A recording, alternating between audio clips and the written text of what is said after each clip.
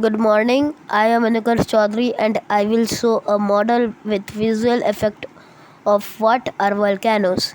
Volcanoes are the opening in the earth's crust along the tectonic plates.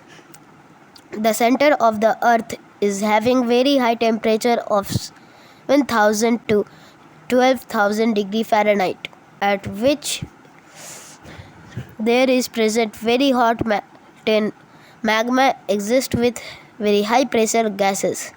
The magma is bright orange in color. This molten magma and the hot gases come out through volcano due to high pressure of the magma and its gases. Tectonic plate movement, earthquakes and tsunamis. Volcanoes vomit hot dangerous gases ash, lava and rock that are powerfully destructive and causes wildfires. The lava cools down and forms hard rocks on the surface of earth called igneous rocks.